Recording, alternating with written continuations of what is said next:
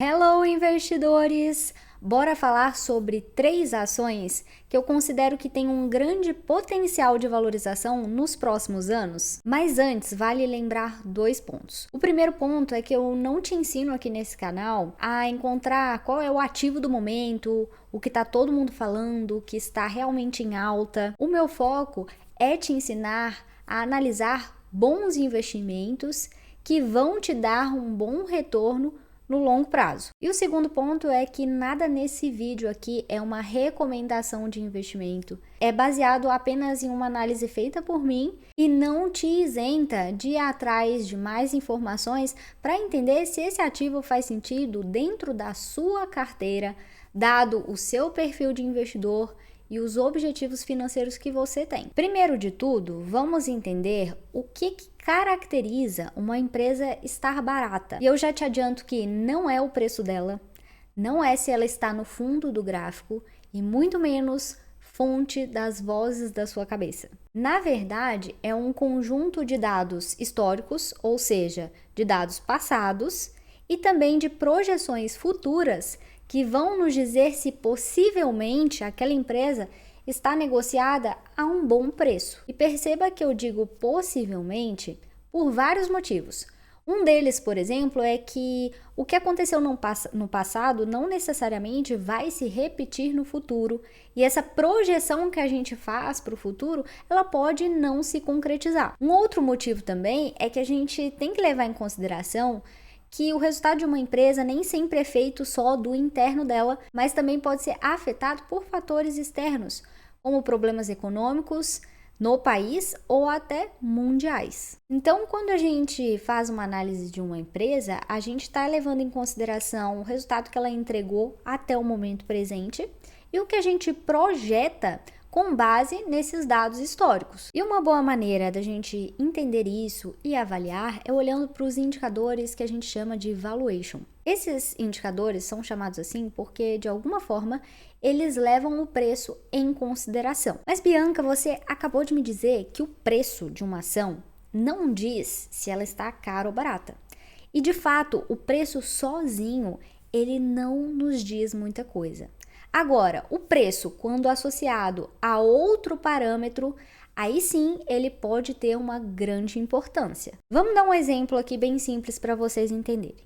Se eu te falo que eu tenho um serviço que custa R$5.000, aí eu te pergunto, é caro ou barato? Você pode me responder uma coisa, outra pessoa vai me responder outra, então depende do ponto de vista. Agora, e se eu te disser que esses R$5.000 do serviço que você me paga tem potencial de te gerar R$50.000 de retorno? Com certeza já muda a sua percepção de valor.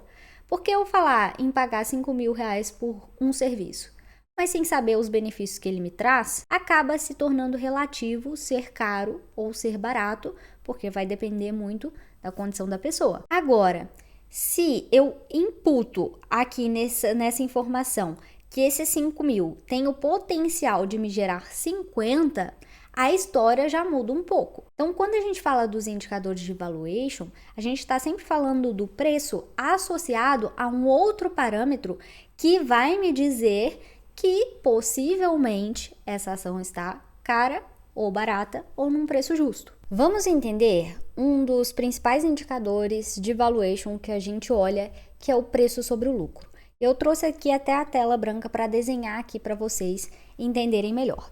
O indicador de preço sobre lucro, vamos entender em que unidade o preço está. Vocês concordam que a unidade de preço é reais, ok?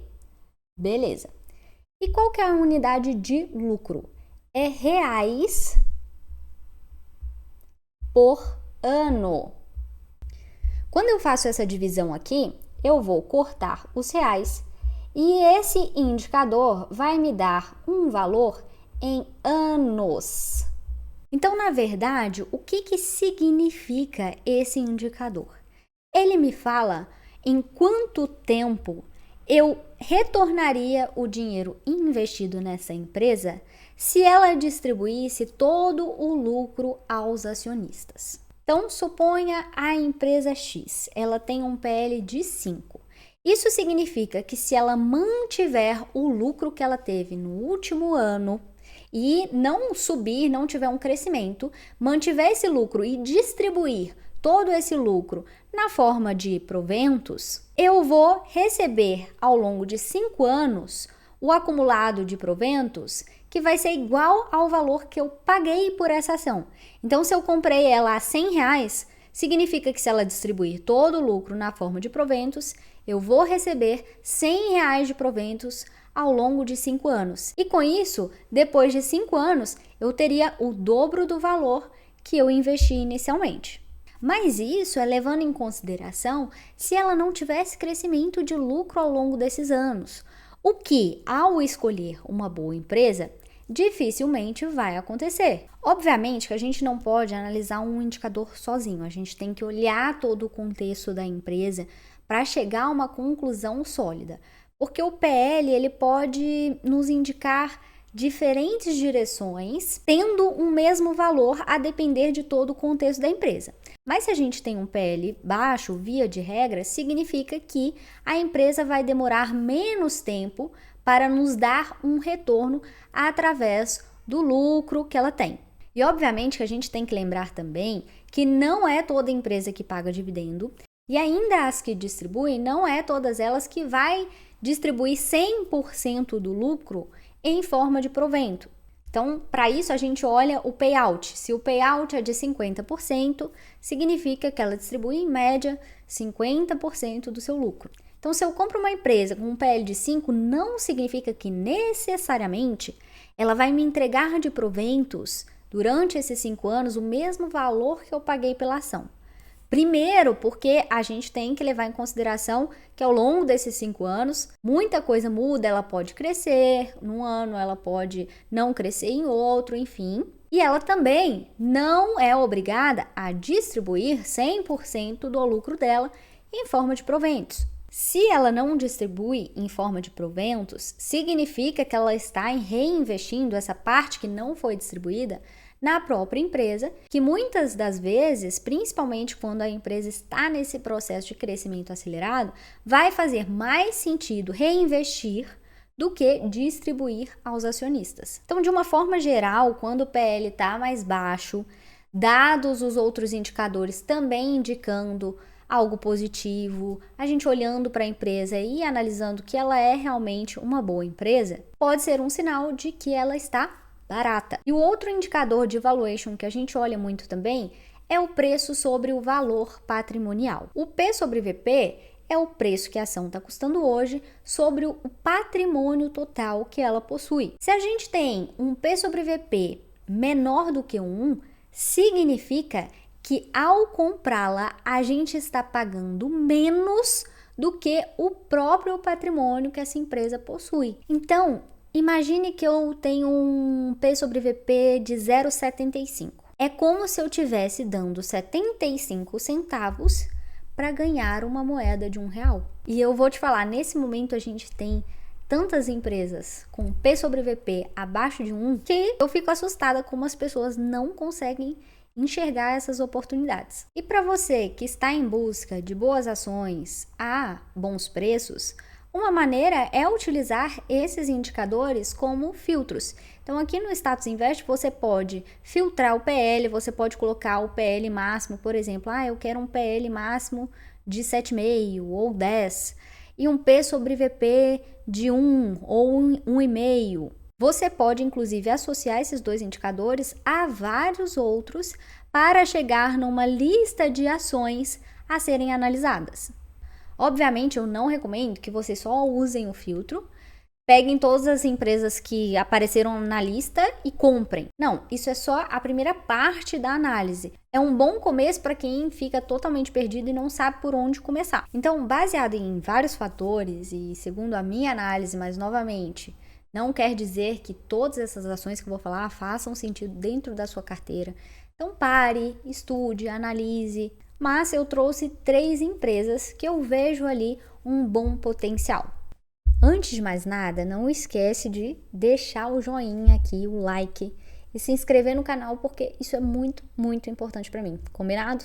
E a primeira é a Sanepar. A Sanepar é uma companhia de saneamento lá do Paraná e está num setor extremamente necessário, afinal a gente não vive sem água. E as empresas de saneamento, elas ainda têm um grande diferencial, que é uma competitividade baixa. Porque vamos pensar o seguinte, se você tem uma conta de telefone ali da TIM. Se um dia você falar, não estou gostando mais da TIM, eu quero mudar para Vivo.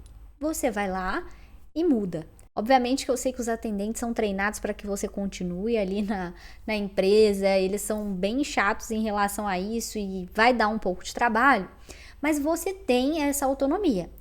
Agora, se você está lá no Paraná e você não está satisfeito com o serviço de água que estão oferecendo, você não tem o que fazer, você só vai aceitar. Porque a água que vem direto do encanamento, não tem como você decidir da sua cabeça contratar outra empresa para ela fornecer água para você, porque cada companhia já tem seu lugar determinado que fornece água. Então é quase um monopólio ali.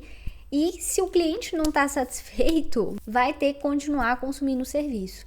E ainda que ele não esteja satisfeito, se o consumo dele precisar aumentar, vai ser lá para a Sanepar que ele vai estar pagando dinheiro. Então, quando a gente fala da energia elétrica e de saneamento, tem muito disso. Naquele bairro, ou naquela cidade, ou naquele estado, já está pré-determinado qual companhia vai fornecer essa água ou essa luz. Por isso, automaticamente, se a população cresce, se o número de casas cresce, a receita vai crescer junto. Agora vamos olhar para alguns dados interessantes da Sanepar aqui. Primeiro o PL, que eu falei para vocês, que é a relação de preço sobre lucro. Quando a gente olha aqui o histórico, o valor está aqui abaixo da média histórica e um dos menores valores dos últimos anos. O P sobre VP também a mesma coisa, 0,77. Isso significa que ela tem um desconto de 23% em relação ao patrimônio que ela tem. É aquela história que eu falei, é como se eu estivesse pagando 77 centavos para ganhar uma moeda de R$1. Bianca, mas por que tão barata assim? O primeiro ponto é que ela é uma estatal, ela é governada pelo estado do Paraná, não é pelo governo federal, mas isso já embute muito risco, porque muita gente tem aversão a investir em estatal e coloca todas elas no mesmo potinho. Acredito que muito pelo que aconteceu com a Petrobras. E obviamente que todo o cenário econômico atual também traz uma aversão a risco, o que faz muita gente sair da bolsa de valores e as ações de uma forma geral ficarem descontadas. Agora vamos a pontos muito importantes. A empresa nunca apresentou prejuízo no ano fiscal.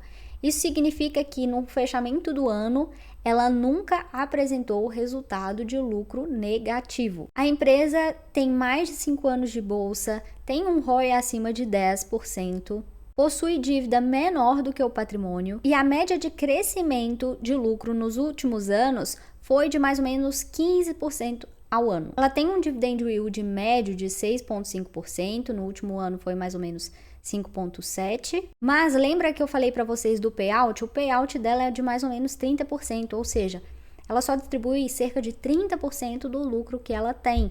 Então ela tem margem para futuramente aumentar esse payout. Ela apresenta um crescimento de receita e de lucro líquido bastante consistente nos últimos anos, e apesar disso, é uma empresa que vem andando de lado. Então, 21 até 23, ela ficou andando literalmente de lado.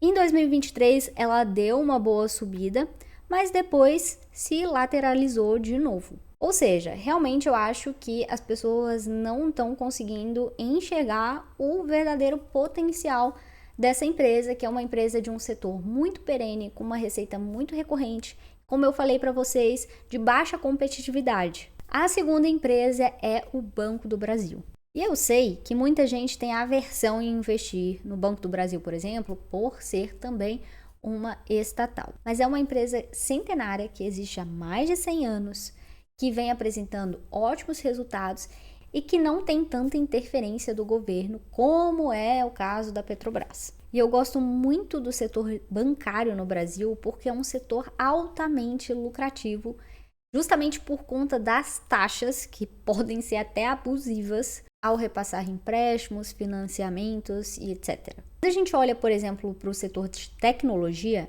a gente vê muito mais oportunidades na Bolsa Americana, por exemplo, do que no Brasil, já que o Brasil não tem muito espaço ali para empresas de tecnologia realmente ganharem muito valor. Mas em compensação, eu vejo que o setor bancário no Brasil, ele tem mais oportunidade do que a maior parte dos países. Justamente porque o ganho dos bancos está, em sua maior parte, na diferença entre as taxas, que é chamado de spread, entre a taxa que o banco empresta o dinheiro e a que ele pega emprestado via investimentos. Então, por exemplo, ele pega o seu dinheiro que está lá na poupança, que o brasileiro ainda insiste em deixar na poupança, rendendo pouco, ele pega esse seu dinheiro na poupança, te paga ali 0,5% ao mês e empresta para alguém a uma taxa de 2,5%, 3% ao mês. E com isso, ele lucra, sim, em cima de você. Então, por que não fazer parte desse setor altamente lucrativo, não só através dos CDBs, LCIs, LCAs, mas também da participação acionária? Então vamos para os números do Banco do Brasil. Ele atualmente está com um PL de 5,99 e um P sobre VP de 0,88, um desconto de 12% sobre o valor patrimonial. É o banco com o segundo maior ROI, perdendo só para o Itaú, e um crescimento anual médio de cerca de 9%. É uma empresa que paga dividendos bem recorrente. Esses meses em verde são os que esses meses em verdinho são os que ela costuma pagar dividendos, cerca de 8 vezes ao ano. E nos últimos 5 anos nós tivemos uma rentabilidade do Banco do Brasil maior até do que IVVB11, que replica o S&P 500, que são as 500 maiores empresas americanas, já que o IVV teve uma grande queda ali nos últimos dias. E a terceira e última empresa que eu gostaria de trazer para vocês é a Vivara, que muito provavelmente vocês já ouviram falar, que é uma empresa do setor de joalheria. E para quem conhece, especialmente as mulheres, vão saber do valor que a marca criou e realmente gera muito desejo só pela caixinha escrito Vivara. Eu já tive uma empresa de semijoias e sei o quanto esses acessórios, eles geram um desejo nas mulheres, especialmente quando a empresa consegue entregar valor pela sua marca e gerar status. E assim, vamos falar que, para quem conhece a qualidade assim dos produtos da Vivara, a gente consegue encontrar às vezes até a preços melhores em outros lugares, só que o valor de marca que ela criou foi tão grande que as pessoas literalmente desejam aquele produto daquela marca. Os berloques que ficaram famosos foi um grande exemplo disso. Um ponto importante para trazer aqui é que eu vejo as pessoas com uma mania ruim de colocar varejo, todas as empresas de varejo, em um mesmo potinho, como se tudo fosse ruim, mas não é bem assim. O termo varejo serve para indicar empresas que vendem diretamente para o consumidor final. Mas dentro de varejo a gente tem diversos setores: farmacêutico, vestuário, eletroeletrônico, acessórios, como é o caso da Vivara, e cada uma tem as suas particularidades. Quando a gente fala varejo, geralmente a gente está falando do varejo de eletrodomésticos, porque qual que é o grande problema desse setor em específico? É que ele não tem diferencial de produto. Por exemplo, você vai comprar uma geladeira Brastemp. Você já sabe o modelo que você quer, você vai pesquisar lá e vai comprar dentre as lojas de mais confiança, que você sabe a procedência ou que tem alguém avaliando, a mais barata. Você não vai pegar a mais cara só porque é no Magazine Luiza ao invés de ser no Ponto Frio, que agora virou Ponto. A mesma coisa para um celular, a mesma coisa para um fogão. Por quê? Porque geralmente você já sabe a marca, o modelo que você quer, e você vai ver, dentre as opções confiáveis, qual que faz mais sentido pelo preço. Então a margem dessas empresas, ela é muito espremida, porque eles ganham no volume de vendas e não no lucro em si de cada produto em específico. Então a competitividade nesse setor de eletrodomésticos, ela é muito grande. É diferente de quando a gente está falando, por exemplo, de vestuário ou de acessórios, que existe moda, tendência, a coleção que aquela empresa vai elaborar, e aí você vai consumir aquele produto que faz mais sentido para o seu estilo, fazendo com que diferentes empresas possam colocar preços diferentes no mesmo produto. Por que Gucci, Prada, Balenciaga conseguem agregar valor? Por causa do valor de marca que elas criaram. Não é porque o produto ele tem a maior qualidade do mundo ou que é algo que ninguém possa fazer ou replicar. Então, empresas como a Vivara, por exemplo, eu vou mostrar para vocês já, que elas não têm uma margem espremida justamente por causa desse diferencial de produto. Agora vamos falar do contexto. Em 2024, a Vivara passou por uma grande mudança de lideranças e a principal foi do CEO. O antigo CEO, Paulo Kruglenski, ele renunciou para a entrada de um novo CEO, o Nelson Kaufman, que ele é fundador da empresa e maior acionista da Vivara. Ele já estava afastado há um tempo desse posto de liderança e resolveu retomar. Isso gerou muita conversa paralela e especulação do mercado a respeito do porquê ele retomou e gerou um movimento negativo porque a empresa estava indo bem, caminhando com bons números e gerou uma expectativa de que essa mudança poderia piorar os números. Mas, até então, não foi isso que aconteceu, pelo contrário. No último trimestre, a Vivara reportou um resultado espetacular. E foi exatamente na época do ano passado que a ação começou a cair demais por causa dessa mudança de CEO que eu entrei e vi a oportunidade. Só que assim, por muitos, essa mudança de CEO foi vista como negativa, mas na época eu ainda pensei o seguinte, não entendo porque as pessoas estão dramatizando tanto, porque a ação caiu bastante nessa época, sendo que quem vai retomar ao posto é o principal acionista da empresa, dono e fundador. E na minha visão,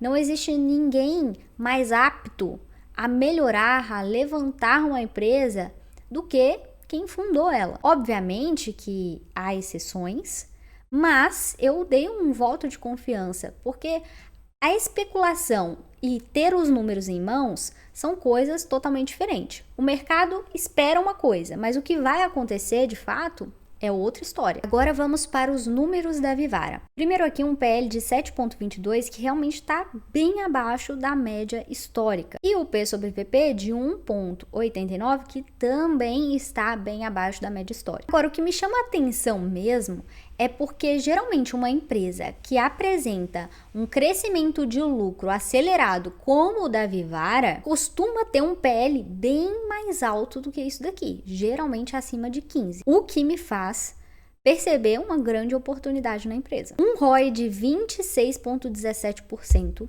excelente ROI. E o que eu falei para vocês, lembra da margem? A margem líquida hoje é de 25,35%. Ou seja, uma margem bem legal para uma empresa de varejo. Por isso, a gente não pode colocar todas elas em um potinho só. É uma empresa que durante seu tempo na bolsa também nunca deu prejuízo no ano fiscal. E isso daqui também me chama a atenção, o quanto a cotação está descolada do lucro líquido. Vamos pensar o seguinte, aqui tem um gráfico onde mostra o histórico de lucro versus cotação. E a tendência é que o movimento da cotação acompanhe o movimento do lucro líquido. Afinal, se o lucro está crescendo, a tendência é a cotação da empresa também subir. Então, quando está descolado, às vezes, a cotação do lucro, ou ela cai ou ela sobe. Então, aqui a gente tinha uma linha da cotação que estava acima da linha do lucro e, portanto, depois ela deu uma queda. Agora o que a gente está vendo é um lucro subindo, mas a cotação ainda lá embaixo. A tendência é essa boca do jacaré ir fechando, se a empresa continuar entregando bons resultados.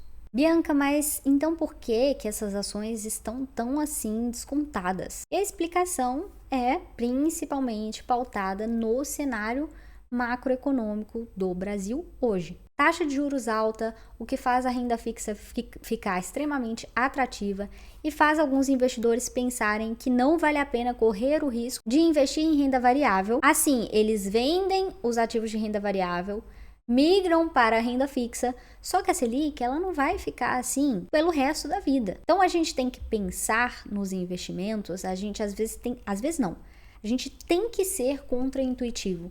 A gente tem que parar de seguir o que as pessoas estão fazendo agora e pensando só no horizonte daqui 6 meses ou um ano e pensar em um horizonte maior para conseguir enxergar as oportunidades. Porque no momento em que ninguém está olhando para aquele ativo, é sim o melhor momento de comprar ele, porque é o momento em que você vai comprar mais barato para lucrar com a subida dele depois. Então a hora certa de investir em renda variável não é quando todo mundo está querendo, quando todos os ativos estão subindo, quando a Selic está caindo. É nesses momentos que parecem desafiadores e realmente enfrentam a paciência do investidor que tá a grande sacada e o pulo do gato para se ganhar dinheiro. Então eu mostrei para vocês aqui, e não são só essas empresas que estão a bons preços, mas diversas outras oportunidades que a gente encontra hoje e que daqui a algum tempo talvez a gente não encontre mais. O que vocês precisam é parar de pensar com a cabeça de consumidor e virar a chavinha para pensar com a mentalidade de um investidor. Porque o consumidor ele está pensando hoje, as coisas estão caras, o país está ruim e não sei o que. Só que o investidor ele está com a visão lá na frente. Eu vejo uma empresa que, apesar dos desafios do cenário atual, está me entregando muito valor e ainda assim está a um preço de banana. Enfim, espero que vocês tenham gostado desse vídeo, que tenha te ajudado de alguma forma. Se você gostou, não esquece de deixar o seu like, de se inscrever no canal. Isso é muito importante para eu continuar trazendo vídeos como esse aqui no canal. E não esquece de me seguir lá no Instagram, @BiancaNasFinanças. Lá eu falo muito mais sobre finanças e investimentos. E se você quiser saber como eu posso te ajudar a começar a investir do zero, mesmo que hoje você não saiba nada, clica lá no link da minha bio no perfil do Instagram e você vai descobrir como eu posso te ajudar. É isso e até mais.